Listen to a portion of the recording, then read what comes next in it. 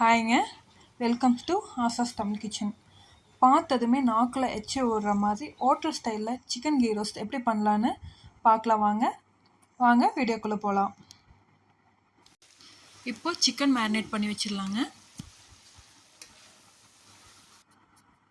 1 cup தயிர், 1/2 table spoon மஞ்சத்தூள், 1/2 table spoon மிளகாய்த்தூள், 1 டேபிள் ஸ்பூன் உப்பு, ஒரு லெமன் புழிஞ்சு விட்டுக்குங்க. லெமன் ஆட் பண்ணிவிட்டு நல்லா மிக்ஸ் பண்ணிக்கோங்க.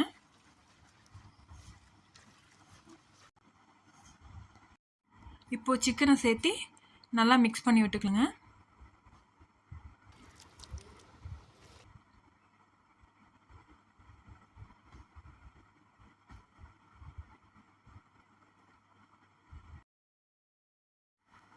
கூடவே ஒரு 2 டேபிள் ஸ்பூன் இஞ்சி பூண்டு பேஸ்ட்டு போட்டு நல்லா மிக்ஸ் பண்ணிக்கோங்க. மிக்ஸ் பண்ணி விட்டுட்டு ஒரு 1/2 hour இதுலேயே அப்படியே ஊறட்டுங்க. ஒரு பிளேட் வச்சு மூடி வச்சுடுங்க.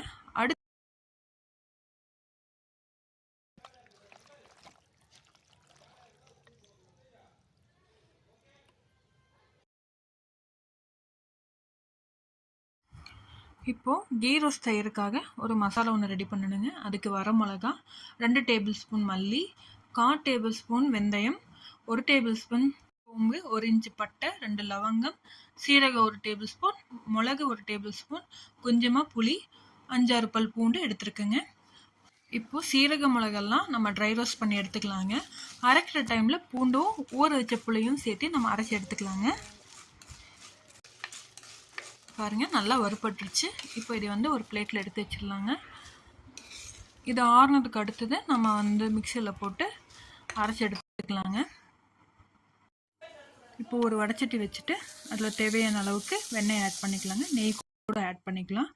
தாராளமாக ஆட் பண்ணிக்கோங்க, ஏன்னா நம்ம கீ ரோஸ்ட் தான் பண்ண போகிறோம். இப்போ வெண்ணெய் நல்லா உருகி வந்ததும் நம்ம மேரினேட் பண்ணி வச்சுருந்த சிக்கனை ஆட் பண்ணிக்கலாங்க.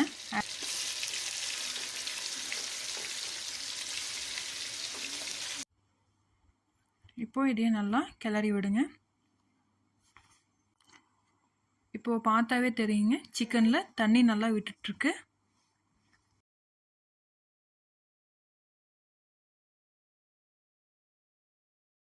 இப்போது நம்ம 50% வேக வச்சு எடுத்துக்க போகிறோங்க. இப்போ 50% வெந்துருச்சு. இதை ஒரு தனி பவுலில் மாற்றி வச்சுக்கோங்க.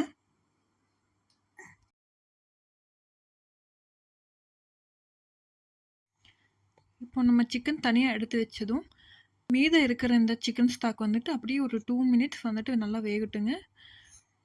நல்லா வெந்ததும் பார்த்தீங்கன்னா எண்ணெய் தனியாக பிரிஞ்சு வரக்க ஆரம்பிச்சிருச்சுங்க. இந்த டைமில் மறுபடியும் கொஞ்சமாக பட்டர் ஆட் பண்ணி நல்லா கிளறி விட்டுக்கலாங்க.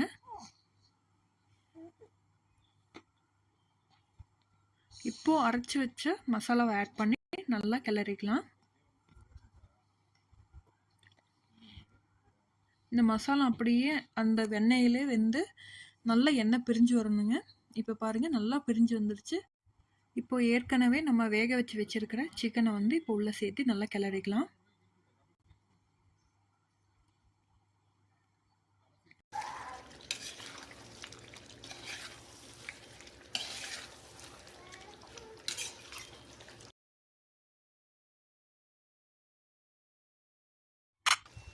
இப்போ கொஞ்சமாக உப்பு சேர்த்து நல்லா கிளறிக்குங்க. இப்போ பார்த்தீங்கன்னா நம்ம சிக்கன் ஆல்மோஸ்ட் ரெடி ஆயிடுச்சுங்க. கூடவே ஒரு கைப்பிடி அளவுக்கு கருவேப்பிலை தூவி நல்லா கிளறி விட்டுக்குங்க. இந்த ரெசிபி வீட்டில் ட்ரை பண்ணி பாருங்கள். ட்ரை பண்ணி பார்த்துட்டு எப்படி இருந்துச்சுன்னு சொல்லி கமெண்ட்டில் சொல்லுங்கள். இந்த வீடியோ உங்களுக்கு பிடிச்சிருந்தா லைக் பண்ணுங்கள். ரொம்ப பிடிச்சிருந்தா சப்ஸ்கிரைப் பண்ணுங்கள். இதே மாதிரி அடுத்தடுத்த வீடியோவில் புது புது ரெசிபியோடு வர்றாங்க. தேங்க்யூ ஃபார் வாட்சிங்.